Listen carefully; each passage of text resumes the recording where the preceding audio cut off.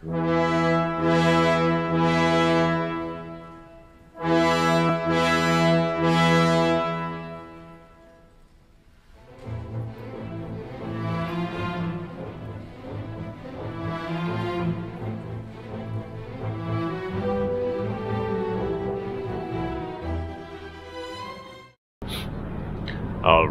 Rhylian Raven fans, it's Unchained.Skid with you here again. A little bit downtown urban this time. We're going to give you the Rhylian Raven Chapter 11. The next afternoon, Rohan found himself cursing in the lobby of Nasty's royal palace. Soros was waiting for him and stood up at his arrival. "Splendid, my boy. Glad you came. By the way, did you say your name was Marlowe?" "No, I didn't." Soros just looked at him patiently. After an uncomfortable pause, Rohan finally offered, "It's Rohan." "Rohan, seems I've heard that before. No matter, events haven't quite transpired such that we need to go anywhere just yet, but I'm guessing it will be sometime today. In the meantime, would you like to hear more of the ghastly story? For your friend's sake." Rohan looked long at Soros, then sat down in a plush chair. "Why not? Such an enthusiastic audience. Where was I? Oh yes, I had just died."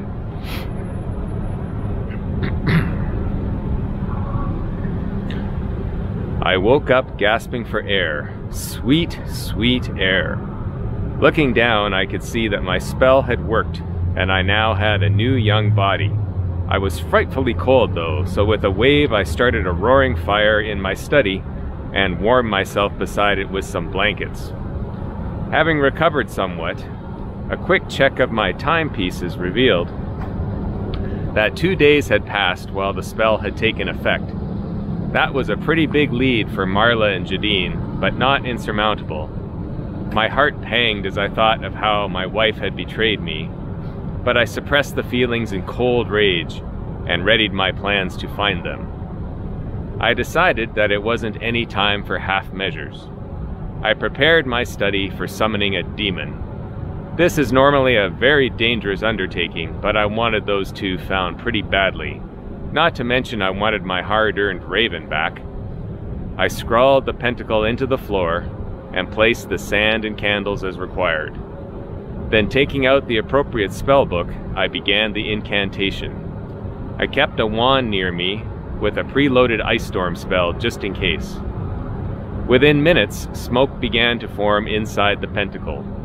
A low groaning started that grew so loud that the stones of my castle were shaking. Then out of the smoke appeared a hideous denizen of the nether planes, a very angry demon. "Who dares summon me?" it yelled, shaking the stones even more. Then it noticed me and rushed towards me to attack. Thankfully, my spell held, and it was brought up short by the boundary of the circle. It pounded against the invisible barrier and screamed in rage. I hate demons, but they are literally a necessary evil. "Settle down," I commanded. "You're caught in my spell and that's that. The fastest way for you to get back to what you were doing is to get a very simple job done for me that won't even take that long." The demon stopped its rant, then regarded me from under an impressive brow ridge. "You dare much, mageling. Release me now and I won't rend your limbs from your body." Tempting, but no. I want you to track down 2 human wizards. Here are their scents. I tossed to him a scarf of Marla's and a glove Jadine had worn. "I want you to find them and kill them. Be careful though, they have an artifact with them, the Rhylian Raven. I want it returned to me undamaged." "The Rhylian Raven?" the demon mused. "How did you manage to acquire that?" "Do you want to hear the story, or do you want to get on with the job?" The demon growled menacingly, but remained otherwise silent. "When you find them, I want to see through your eyes so I know they're truly finished. Is that all clear?" "Perfectly, mageling. Now break the circle so I may proceed." Certainly, with one more command. You are not to harm me in any way or seek retribution on me. The demon smiled widely with dripping canines. The thought never entered my mind. I moved forward and brushed some of the sand from the circle. Now go, I ordered. Fly swiftly, they have a 2-day head start. For reply, the demon swept past me, nearly knocking me over, and was gone. I prepared myself some tea and waited by the fire.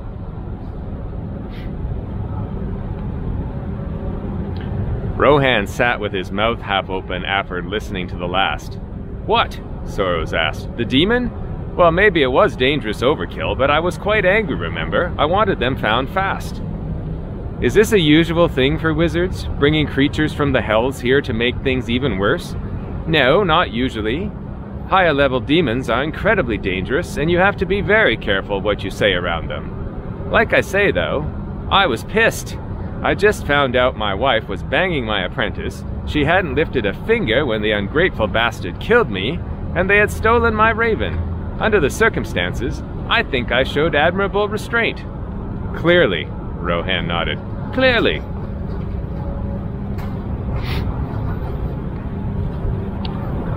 About 3 hours later, the demon contacted me mentally and showed me the view through his eyes. Mageling, the two you seek are in the house up ahead. I could blast it to the ground from here and they would be dead. The demon sent telepathically. No, I want the raven intact, I sent back. As you wish. The demon moved up to the house and peered through a main floor window. The two betrayers were sitting at a table arguing with each other quietly. Sitting right on the table in front of them was the raven. The demon snarled and hurled itself forward, breaking through the window with a great crash. The two were startled and jumped away from the table, but their action was far too late. The demon would have been upon them save that it collided headlong into an invisible barrier. It bounced off but recovered quickly, casting a counterspell to destroy the shield. The shield was wiped away, but the time it took gave the two what they needed. Great forks of lightning flew from the woman's hands to strike the demon, while magical arrow after magical arrow shot at the demon from the man. The demon staggered under the onslaught, then gathered for a re-attack. Just as it launched forward again, the woman pushed out her hands, and the demon was thrown back into a wall, sending plaster and wood flying everywhere. Kill them! Screamed Soros through the mental link. They are too strong, screamed the demon back. Then get the raven and get out of there, roared the wizard. The demon bowed his head, and with a great push, burst the force spell from the witch. With a fake move to the man, he ducked and spun, reaching for the raven on the table. Both mages shouted, "No!" while weaving in the air. Two immense fireball spells hit the demon in a crossfire, and it exploded, sending bloody, burning ichor flying everywhere. The last thing I saw through the demon's eyes was his great hand reaching for the raven, then erupting in flame.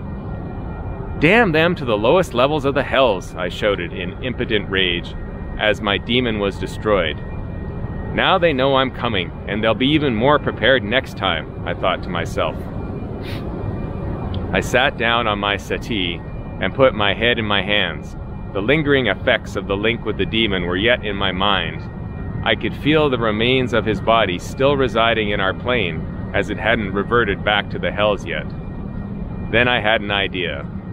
I could use the demon's ichor blood to trace the raven if some were spilled on it, and if I worked quickly enough. I rushed to the table in my study and prepared some spell ingredients. I could feel the link growing weaker, so I worked quickly. Putting the ingredients together, I spoke the words of an improvised spell and got more clarity through the link of where the demon's remains were. Focusing urgently, I found what I was looking for. Yes, a small obsidian object still had tiny amounts of the demon's ichor on it. I prepared another spell to permanently fix that small part of the demon to our plane and onto the raven so I could use it for tracking. This was a subtle spell indeed, and as I began the incantations, the link became even more tenuous since the Raven was being moved. I cast the final parts of the spell and felt the magic settle. I could tell that the spell was successful, but it would also take several hours for the fixing to take place, since the demon's remains had almost completely faded away. I smiled and sat back knowing that wherever they went now, I would be able to find them at my leisure without having to expend the energy of keeping a dangerous demon on the hunt. I started to tend to a few chores I needed to get done. I could feel that the Raven was moving around and even teleported at one point.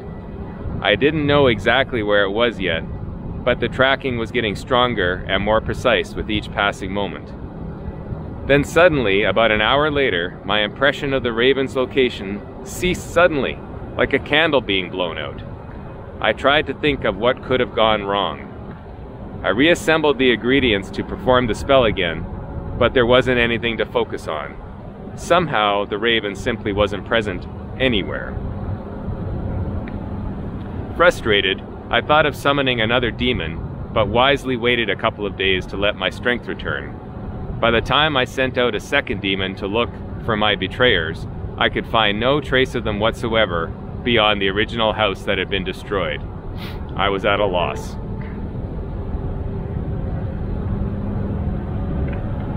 And that was that, Soros said.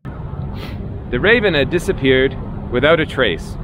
I hoped for a long time that I might pick up the location again, but days passed, then weeks, then months, then years.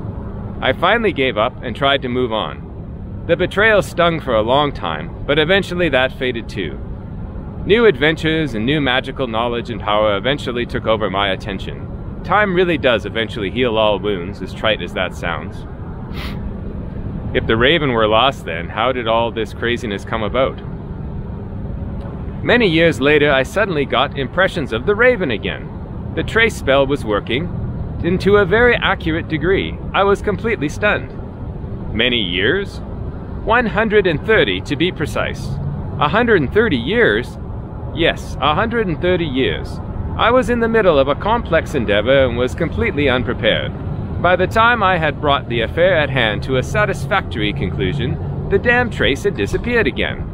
But not before I knew where it was. Right here, close to Cave Town. Cave Town wasn't here 130 years ago.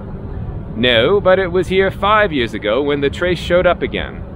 A lot of time had passed and I wasn't really sure how I wanted to proceed. Perhaps it was better to let sleeping dogs lie, and besides, my options were limited.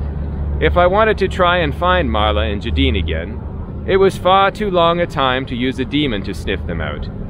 I did have a precise location on where the demon had been, but who knew what was happening now, and where, when, or if it would appear again. I decided to hire 3 local retainers through the Mage Guild here in Cave Town. I thought they might be able to find Marla and Jadine through non-magical mundane means, if in fact they were around. Who knew? I might have got lucky. And you did. And I did. You talked to Clintan. He was one of the 3. I had given them a talisman that would glow when it was near a relic of Rhyl. Not very precise, and not very long range, but better than nothing. It took them a while, but they found 2 people matching Marla and Jadine who possessed a relic of Rhyl. It seemed very likely I'd found what I was looking for, so I urged them with even more gold to get the Raven. You couldn't have thought they'd have much of a chance against 2 powerful wizards. I didn't, but I couldn't teleport near them easily, so I thought if they could stir things up a little, maybe something would happen that I could use to my advantage. Again, it turned out I was right. For the briefest moments, the Raven became visible. This time I was ready. I teleported into the precise location, and lo and behold, there was my old apprentice and ex-wife. From what I hear, that didn't work out too well for you.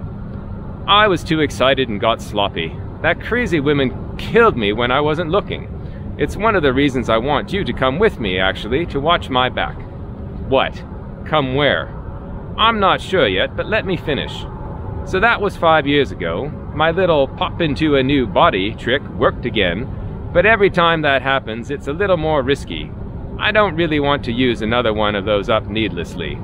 At any rate, I was aware of the Raven this time right away. The trace was working perfectly, but something strange was happening. The Raven was on the move back west, not northeast to Bosconia. Marla had said they were going to the Bosconian Academy to try to restore the Raven, and I believed her. Something was wrong. I decided to be patient and investigate. I got myself back to the inn in Lorivar, where all the bloody events happened, and I questioned the innkeeper. They had found only 3 bodies in the room that morning. One of them fit the description of Jadine, and another was my previous body. But there hadn't been a woman's body. Marla was still alive somewhere, but she wasn't with the Raven. I knew she'd never give it up, so I decided to wait for her, to make her move. Then I could have her and the Raven both. You pretty much know the rest from talking to Clintan. I watched and waited. I had a lot of other things on the go, so I could be patient. Finally, the Raven disappeared from view again, and I knew something was happening. And here I am. So what now? Marla is in the caves looking for the Raven. I suspect she'll find it down there soon enough. I have the entrance to the caves being watched. I'll know when she comes out. And what do you want me for? To come with me when I go confront Marla, of course, and get back my Raven once and for all. I thought the damn thing didn't even work anymore. It doesn't, but that really isn't the point now, is it? The wizard sighed. Anyway, shall we dine? It's getting late and the food here is quite excellent. Fine, but one thing concerns me. Aren't you just going to kill me when this is done, assuming Marla doesn't? Tut tut, I wouldn't think of it. Seeing that woman again is going to be difficult, and you're the closest thing to a friend I've got. And besides, you're much too old for me to take your body. Rohan sighed, shook his head, and shrugged. Then he followed the white-haired mage into the dining room. Da-da, da-da, da-da, da.